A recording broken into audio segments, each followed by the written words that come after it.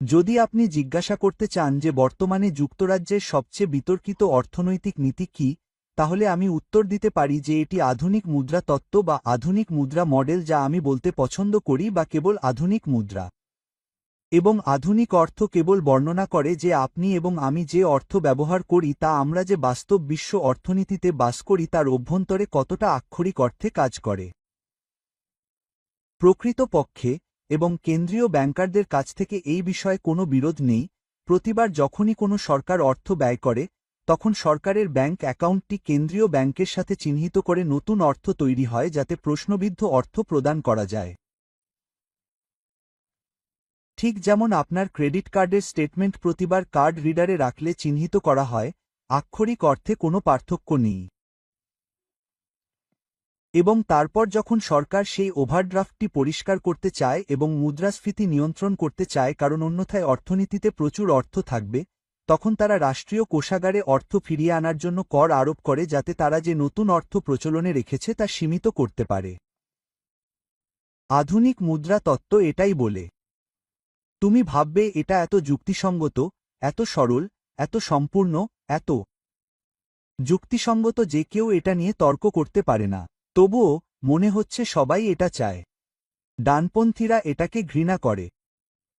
সরকারকে এমন একটি ভূমিকা দেয় যা তারা তা বহন করতে চায় না, এবং বামপন্থীরা এটাকে ঘৃণা করে কারণ তারা ভীত যে এটি তাদের সমস্ত নীতিমালা প্রদান করতে সক্ষম করবে যা তারা আলোচনা করে, কিন্তু যা তারা জানে না কিভাবে তা প্রদান করতে হয়। ফলাফল হল আধুনিক অর্থ এবং অর্থনীতি কিভাবে কাজ করে তার ব্যাখ্যা সকলের দ্বারা অপব্যবহার করা হয়। এবং তবুও এটি সত্য, এবং আমি সত্যিই এটিকে অন্যথায় বলতে পারি না। ব্যাংকিংয়ে আসলে এটিই ঘটে। এটি সত্য প্রমাণিত হয়েছে। কেন্দ্রীয় ব্যাংকাররা এটি জানেন, বন্ড ডিলাররাও এটি জানেন। যারা সত্যিই অর্থ বোঝেন তাদের কাছে এর কোনো খবর নেই, কিন্তু রাজনীতিবিদরা সত্যকে অস্বীকার করতে পছন্দ করেন, যেমনটি আমরা জানি। তাই ফলস্বরূপ আমি 12টি প্রশ্ন নিয়ে এসেছি। রাজনীতিবিদদের জিজ্ঞাসা করা উচিত যে তারা কি এই সত্যকে অস্বীকার করেন, এবং আমি এখন যা আলোচনা করতে চাই তা হল সেই 12টি প্রশ্ন কি এবং কেন সেগুলি কার্যকর হতে পারে। প্রথমটি হল এটি: তুমি কি মনে করো টাকা কি? এই প্রশ্নটি এমন যে কোনো রাজনীতিবিদের জিজ্ঞাসা করা উচিত যারা বলে, ওহ, টাকা তো দুর্লভ। না, তা নয়। এটি একটি সীমিত সম্পদ নয়। এটি একটি জনসাধারণের হাতিয়ার যা আমরা যত খুশি তৈরি করতে পারি এবং তারপর ভালোভাবে কাজে লাগাতে পারি। তাহলে কেন আপনি এটিকে সীমাবদ্ধ বলে বিবেচনা করছেন যখন আমরা এটি তৈরি করার সিদ্ধান্ত নিই, যদি এটি আসলে অসীম? যদিও অবশ্যই আমরা তা করব না, কারণ এটি অবহেলা হবে, কারণ আমাদের মুদ্রাস্ফীতি নিয়ন্ত্রণ করতে হবে। কিন্তু মূল কথা হল টাকা তৈরি করার ক্ষমতা রাজনীতিবিদদের কাছে। কিন্তু যদি তারা তা অস্বীকার করে, তাহলে তারা টাকা কি বলে মনে করে? এটাই প্রথম প্রশ্ন। দ্বিতীয়টি হল অর্থনীতিতে কত টাকা আছে তা কে নির্ধারণ করবে? এখন এটি একটি গুরুত্বপূর্ণ প্রশ্ন, কারণ টাকা আসলে দুটি পর্যায়ে তৈরি হয়। একটি সরকার যখন ব্যয় করে তখন নিজেই তৈরি করে, এবং দ্বিতীয়ত বেসরকারি ব্যাংকগুলি যখন ঋণ দেয় তখন অর্থ তৈরি করে, তবে অবশ্যই তারা কেবল সরকারের কেন্দ্রীয় ব্যাংকের লাইসেন্সের অধীনে এটি করতে পারে। অন্য কথায়, বেসরকারি ব্যাংকগুলি সরকারের অনুমতি ছাড়া অর্থ তৈরি করতে পারে না। 1844 সাল থেকে যুক্তরাজ্যে এটাই হয়ে আসছে, যদি আপনি মনে করেন এটি কোনো নতুন আমূল উদ্ভাবন। কিন্তু অর্থ সরবরাহের প্রকৃত নিয়ন্ত্রণ কার হাতে থাকা উচিত? এটি কি সরকার হওয়া উচিত, নাকি বেসরকারি ব্যাংকগুলিরই হওয়া উচিত? তাদের কি অর্থ তৈরির জন্য অবাধ এবং সীমাহীন ক্ষমতা থাকা উচিত, যখন সরকার যখনই শহরের কিছু লোককে বাঁচাতে পারে তখনই যত শেকেল পাওয়া যায় তার জন্য ভিক্ষা করে? নাকি আমরা আসলে এই বিষয়টি নিয়ে কথা বলছি যে সরকারের এই প্রক্রিয়ার নিয়ন্ত্রণ থাকা উচিত? উভয়ই নিজস্ব অর্থ তৈরির প্রক্রিয়া বোঝার মাধ্যমে এবং বেসরকারি ব্যাংকগুলির অর্থ তৈরি করার ক্ষমতার উপর মূলধন নিয়ন্ত্রণ আরোপের মাধ্যমে, যা আর্থিক স্থিতিশীলতাকে হুমকির মুখে ফেলতে পারে এবং রাখে এবং করেও। কে সিদ্ধান্ত নেয়? এটি দ্বিতীয় প্রশ্ন। তৃতীয় প্রশ্ন হল, যদি সরকার আমাদের প্রয়োজনীয় অর্থ তৈরি না করে, তাহলে আমরা কর প্রদানের জন্য প্রয়োজনীয় অর্থ কিভাবে উপার্জন করব? এটি আসলে আরেকটি প্রশ্নের থিমের একটি ভিন্নতা, যা হল কর আরোপের আগে ব্যয় করতে হবে, এবং উত্তর অবশ্যই হ্যাঁ, কারণ যদি কোনো সরকার কোনো মুদ্রাকে তার আইনি টেন্ডার হিসাবে ঘোষণা করে, তাহলে সরকার যদি এটি অস্তিত্বে ব্যয় না করে তবে লোকেরা কিভাবে তা পাবে? আমার পরিচিত কেউই সরকারকে এক গাদা করে টাকা ছাপানোর মাধ্যমে টাকা তৈরি করার কথা বলে না। যেন এখন টাকার ছাপানো এখন আর তেমন প্রাসঙ্গিকতা রাখে না এবং রাস্তার মোড়ে মোড়ে রেখে দেওয়া হয় না যাতে যে কেউ তা নিতে চায়। এভাবে টাকা তৈরি হয় না এবং অবশ্যই এভাবেই তা প্রচলনে রাখা হয় না। সরকার সংসদ কর্তৃক অনুমোদিত আইনি বাজেট অনুসারে ব্যয় করার সিদ্ধান্ত নিয়ে টাকা তৈরি করে। এরপর ব্যাংক অফ ইংল্যান্ড প্রশ্নবিদ্ধ টাকা তৈরি করে, তা যাচাই করে যে এটি করার ক্ষমতা আছে কিনা। এমন একজন ব্যক্তি আছেন যিনি এটি করার জন্য অনুমোদিত এবং তারপর অর্থ প্রদানের জন্য সরকারের ওভারড্রাফট প্রসারিত করেন।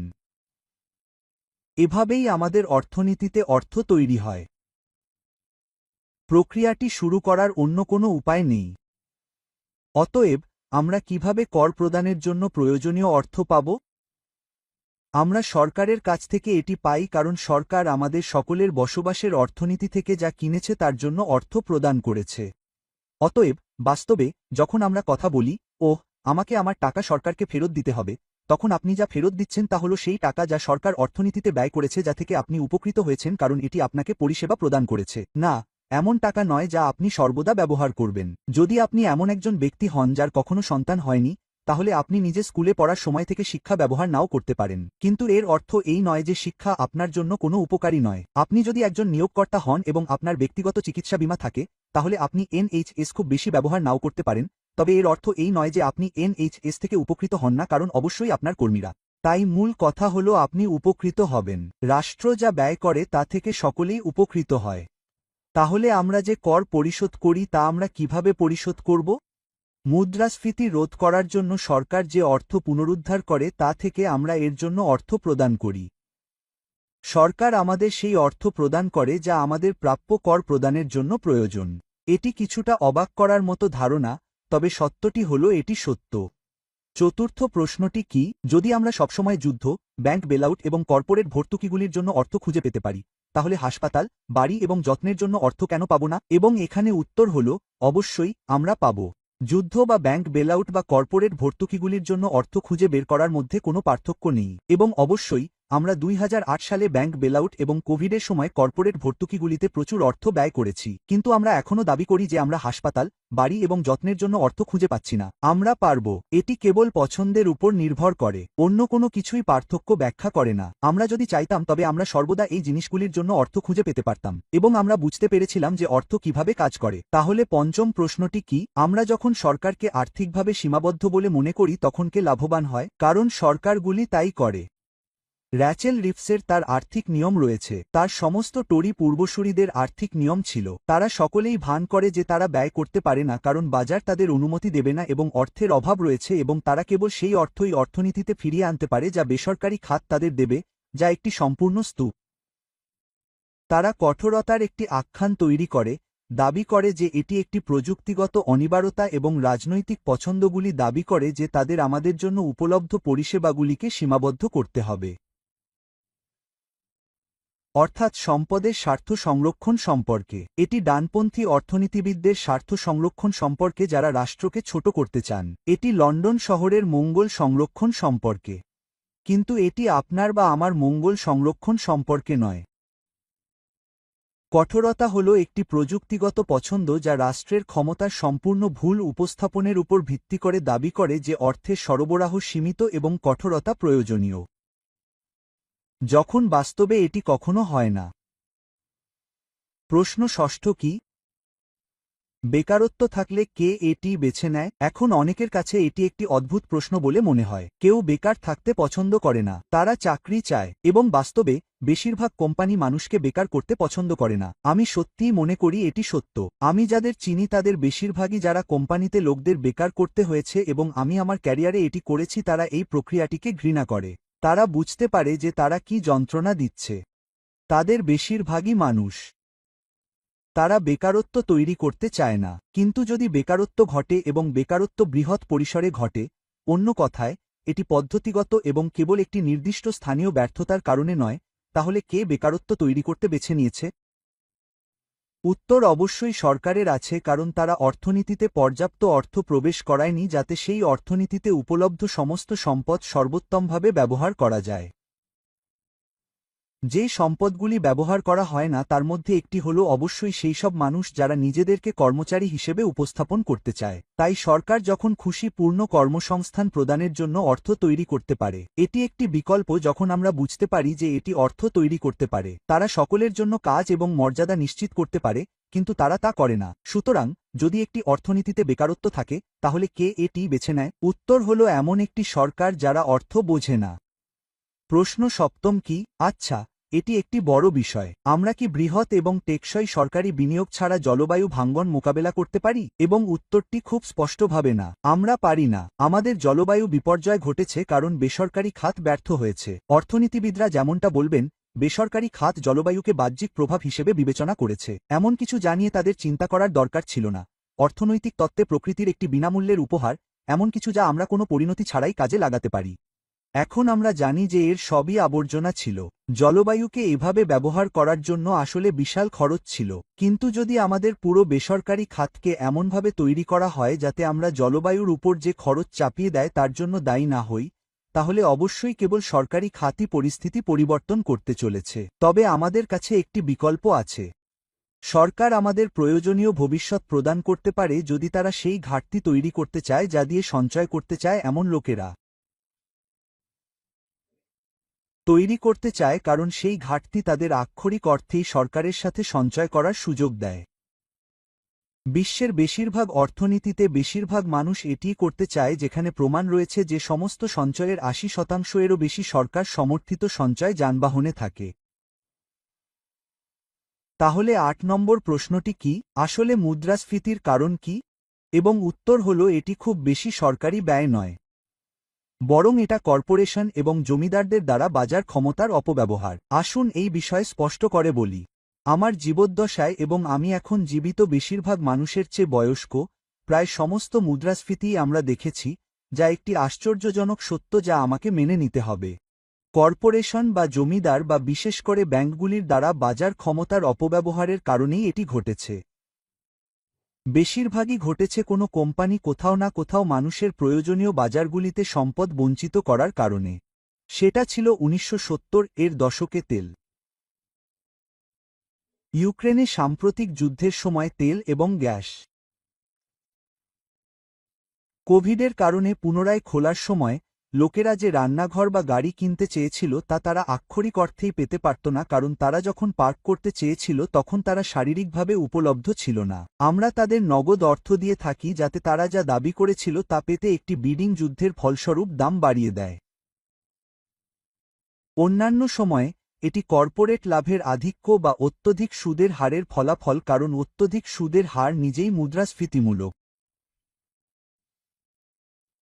মূল কথা হল আমার জীবদ্দশায় প্রায় কখনোই মুদ্রাস্ফীতি ঘটেনি যখন লোকেরা খুব বেশি মজুরি বৃদ্ধির দাবি করে বা সরকার অতিরিক্ত ব্যয় করে। যুক্তরাজ্যে এমন কোনো প্রমাণ নেই যে সরকারি অর্থ সৃষ্টির ফলে মুদ্রাস্ফীতি ঘটেছে। তাই যখনই আপনি কাউকে বলতে শুনবেন, ওহ, যদি সরকার টাকা ছাপে তাহলে আমাদের মুদ্রাস্ফীতি হবে, তারা ভুল, তা ঘটেনি। কিন্তু কোম্পানিগুলির দ্বারা বাজারের অপব্যবহারের ফলে মুদ্রাস্ফীতি ঘটে, তা আমাদের জীবন্ত অভিজ্ঞতা। তাহলে রাজনীতিবিদরা কেন ভুল উত্তর দিতে পছন্দ করেন? আপনি এখন সঠিক উত্তরটি জানেন। রাজনীতিবিদদের জিজ্ঞাসা করুন যে মুদ্রাস্ফীতির কারণ আসলে কি, এবং যখন তারা বলে যে এটি সরকারের বেপরোয়াতা, তখন তাদের সংশোধন করুন। তাদের বলুন যে কর্পোরেট শক্তিই এটি করে। নবম প্রশ্ন কি? বামপন্থীরা কেন এই ধারণাটিকে সমর্থন করবে যে রাষ্ট্রকে ধনীদের কাছ থেকে নিজস্ব মুদ্রা ধার করতে হবে? এটি আমার নবম প্রশ্ন, এবং কারণ আমি বুঝতে পারছি না যে আধুনিক মুদ্রা তত্ত্বের ক্ষেত্রে বামপন্থীরা কোথায়। আমরা এই প্রশ্নে অন্যান্য ভিডিও তৈরি করেছি, এবং এটি একটি গুরুত্বপূর্ণ প্রশ্ন কারণ বামপন্থীদের এই ধারণা দ্বারা ক্ষমতায়িত হওয়া উচিত যে সমাজের মধ্যে সম্পদ পুনর্বণ্টনের জন্য রাষ্ট্রের প্রয়োজনীয় প্রতিটি সরঞ্জাম রয়েছে।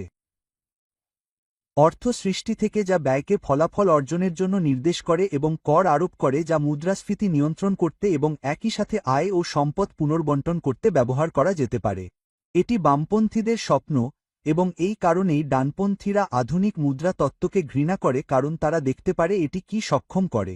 এবং তবুও আমরা যুক্তরাজ্য এবং অন্যান্য দেশে একটি বামপন্থী রাজনৈতিক শ্রেণীবিন্যাসের সাথে বাস করছি যারা তাদের কাছে ইতিমধ্যেই উপলব্ধ ক্ষমতা অস্বীকার করতে দৃঢ়প্রতিজ্ঞ বলে মনে হয়, যা প্রকৃতপক্ষে বিদ্যমান রাষ্ট্র দ্বারা প্রদত্ত। বামপন্থীদের শ্রেণী সংগ্রামের প্রয়োজন নেই, বামপন্থীদের বিপ্লবের প্রয়োজন নেই, তাদের উৎখাত করার প্রয়োজন নেই। তাদের কেবল সেই শক্তি দাবি করতে হবে যা গণতন্ত্র তাকে দিতে পারে যদি তারা তাদের কাজ একত্রিত করতে পারে এবং একটি সত্যিকারের বামপন্থী এজেন্ডা নিয়ে ভোট দিয়ে ক্ষমতায় আসতে পারে। তাই তাদের সত্য কথা বলার সময় এসেছে, এবং সত্য হল রাষ্ট্রের কাছে তারা ইতিমধ্যেই যা চায় তা সরবরাহ করার ক্ষমতা রয়েছে। তাহলে প্রশ্ন 10 কি? এটি হল, যদি রাষ্ট্র অর্থ তৈরি করে তাহলে আমরা কেন ভান করি যে এটি ফুরিয়ে যেতে পারে? এবং অবশ্যই তাই বলা হয়। মানুষ দাবি করে যে সরকার দেউলিয়া হতে পারে। বারবার বলা হচ্ছে যে যুক্তরাজ্যে আমাদের আন্তর্জাতিক মুদ্রা তহবিলের কাছে ঋণ পরিশোধের জন্য যেতে হতে পারে, অথবা আমরা আমাদের জাতীয় ঋণ পরিশোধে ব্যর্থ হতে পারি। যদিও 1694 সাল থেকে আমরা তা করিনি এবং তখন থেকে আমরা একটি ঋণ পরিশোধ করে আসছি। এবং যাই হোক, আমরা কখনো আইএমএফের কাছে যাওয়ার একমাত্র কারণ হল আমরা ডলারে ঋণ নেওয়ার জন্য যথেষ্ট বোকা ছিলাম এবং আমরা আর তা করি না। তাই রাষ্ট্রের অর্থ ফুরিয়ে যেতে পারে এই ভানটি মিথ্যা, কারণ রাষ্ট্র সর্বদা তার ঋণ পরিশোধ করতে পারে, কারণ এটি সর্বদা নতুন অর্থ তৈরি করতে পারে। কেবল সংসদে একটি আইনি বাজেট পাশ করে যা পরে ব্যাংক অফ ইংল্যান্ডকে প্রশ্নবিদ্ধ অর্থ প্রদানের নির্দেশ দিতে ব্যবহার করা যেতে পারে। এটাই। তাহলে আমরা কেন এই মিথ বজায় রাখার উপর নির্ভরশীল রাজনৈতিক প্রকল্পগুলিকে অনুমতি দিই? আমি আশা করি আমি এই প্রশ্নের উত্তর দিতে পারব, কারণ আমি কেবল বলতে পারি যে আমরা তাদের এই কাজ থেকে পার পেতে দিয়েছি যাতে তারা আমাদের এবং আমাদেরকে অপব্যবহার করে যারা এই প্রকল্পগুলি প্রচার করে। এটাই তারা যা করার চেষ্টা করছে তার মূল কথা। প্রশ্ন 11 কি? তাহলে সামর্থ্যের গল্পটি কে নিয়ন্ত্রণ করবে? আমরা কি হেজ ফান্ড, অর্থদাতা, লন্ডন শহর, হয়তো ব্যাংকার, এমনকি কখনো কখনো আমাদের জীবন বীমা কোম্পানি এবং আমাদের পেনশন তহবিলও চাই যা রাষ্ট্র আমাদের জন্য কি সরবরাহ করতে পারে তা নির্ধারণ করে, নাকি আমরা, ভোটাররা, নিয়ন্ত্রণ চাই? এটাই আমাদের পছন্দ। আমরা কি তাদের অর্থের উপর ক্ষমতা দিতে চাই, নাকি আমরা চাই সরকার অর্থের উপর ক্ষমতা রাখুক, যা কেবল তখনই অর্জন করতে পারে যখন এটি বুঝতে পারে, এবং যা আমাদের নিয়ন্ত্রণ করতে হবে যদি আমাদের এমন রাজনীতিবিদ থাকে যারা ফলস্বরূপ বিভিন্ন নির্বাচনী এজেন্ডা প্রদান করে সেই ক্ষমতা ব্যবহার করে নির্বাচনের জন্য নিজেদেরকে এগিয়ে নিয়ে যায়। কিন্তু মূল কথা হল সামর্থ্যের আখ্যানটি কে নিয়ন্ত্রণ করবে? এটা কি শহর নাকি আমরা? আমি সত্যিই মনে করি এটা আমরা, তাই না? অবশেষে, যদি পৃথিবীতে প্রকৃত সীমা দক্ষতা, শ্রম, সম্পদ হয়, তাহলে আমরা কেন এখনও এমন আচরণ করছি যেন সীমা অর্থ? এবং এই প্রশ্নের কোন বাস্তব উত্তর নেই, কারণ এটি এতটাই বিভ্রান্তিকর যে প্রশ্নটি জিজ্ঞাসা করতে হবে। এটা স্পষ্ট যে অর্থ আমরা যা খেতে পারি তা নয়। এটা স্পষ্ট যে টাকা আসলে আমাদের টিকিয়ে রাখে না। এটা স্পষ্ট যে টাকা আমাদের উৎপাদনশীল সম্পর্কের ভিত্তি নয়। এটা স্পষ্ট যে টাকা সম্পদের ভাণ্ডার নয়। এটা কেবল সম্পদের একটি রেকর্ড। আসল জিনিসের সাথে টাকাকে গুলিয়ে ফেলা সম্ভবত আধুনিক রাজনীতির সবচেয়ে বড় ভুলগুলির মধ্যে একটি। টাকা যখন কেবল একটি রেকর্ড তখন টাকাকে আসল বলে ভান করে। ব্যাংক অ্যাকাউন্টে একটি নোট, হিসাব রক্ষকের খাতায় একটি এন্ট্রি, স্প্রেডশিটে সংখ্যার সারসংক্ষেপ। কিন্তু বাস্তবতা এর চেয়ে অনেক বড় কিছু। এটি আসল মানুষ, আসল দক্ষতা, আসল সম্পদ এবং আমরা যে গ্রহের উপর বাস করি। তাহলে কেন আমরা ভান করি যে টাকাই সমস্যা যেখানে টাকা সবসময় তৈরি করা যেতে পারে যদি কিছু কার্যকর করার থাকে? আমি জোর দিয়ে বলছি যে যদি কিছু কার্যকর করার থাকে এবং তা করার জন্য উপলব্ধ সম্পদ থাকে। কিন্তু আধুনিক মুদ্রা তত্ত্ব বা আধুনিক অর্থ যা আমি বলতে পছন্দ করি তা হল আমরা সর্বদা সেই সম্পদগুলি খুঁজে পেতে পারি, কারণ যখন আমরা রাষ্ট্রের অর্থ ব্যয় করার ক্ষমতা এবং রাষ্ট্রের কর আরোপের ক্ষমতা একত্রিত করি, তখন আমরা আমাদের সমাজের মধ্যে সম্পদগুলিকে আমাদের ইচ্ছামতো বরাদ্দ করতে পারি। আধুনিক অর্থনীতির আনন্দ আক্ষরিক অর্থেই এটাই। আমরা যদি তা করতে চাই, তাহলেই আমরা মানুষের কল্যাণে সাহায্য করতে পারি। তাই আপনাকে ক্ষমতায়িত করা হয়েছে। এই 12টি প্রশ্ন। আপনি এই বিষয়গুলি শুনতে পাবেন। আপনি লোকেদের এমন কথা বলতে শুনবেন যার জন্য এই প্রশ্নগুলি জিজ্ঞাসা করা প্রয়োজন। এবং এখন আপনি উত্তর এবং যুক্তিগুলি জানেন। দয়া করে সেগুলি ব্যবহার করুন। আপনি যদি চান তবে আমাদের একটি উন্নত পৃথিবী হতো। এই ভিডিওটি দেখার জন্য ধন্যবাদ। যদি আপনি এটি উপভোগ করে থাকেন, তাহলে দয়া করে লাইক এবং সাবস্ক্রাইব বোতামে ক্লিক করুন, কারণ তারা ইউটিউবে আমাদের কথা ছড়িয়ে দিতে সত্যিই সাহায্য করে। সবচেয়ে গুরুত্বপূর্ণ বিষয় হল, আপনি কি এই ভিডিওর নিচের অংশটি দেখতে পারেন যেখানে ATRO কিছু বলে, এবং সেখানে আপনি আমার ব্লগের একটি লিঙ্ক পাবেন। এবং যদি আপনি এই ভিডিও সম্পর্কিত ব্লগ এন্ট্রির নির্দিষ্ট লিঙ্কটি অনুসরণ করেন, তাহলে আপনি এই ভিডিওর একটি ট্রান্সক্রিপ্ট এবং আরও অনেক সম্পর্কিত উপাদান পাবেন এবং একটি চ্যাট জিপিটি প্রম্পট পাবেন যা আপনি এই ভিডিওর বিষয়বস্তু সম্পর্কে আপনার এমপিকে একটি চিঠি লিখতে ব্যবহার করতে পারেন, যা আপনাকে একজন প্রচারক হিসেবে পরিণত করবে, যা করা একটি দুর্দান্ত কাজ হবে। পরিশেষে, যদি আপনি আমাদের কাজের প্রশংসা করেন, তাহলে কি আপনি আমাদের অনুদান দেওয়ার কথা ভাবতে পারেন? যদি আপনি তা করতে চান, তাহলে নিচে একটি লিঙ্ক আছে অথবা আপনি আমার ব্লগে একটি লিঙ্ক খুঁজে পেতে পারেন যেখানে একটি কোফ চাই বোতাম আছে যেখানে লেখা আছে, দয়া করে আমাকে একটি কফি কিনে দিন। অনেক ধন্যবাদ এবং শীঘ্রই আবার দেখা হবে।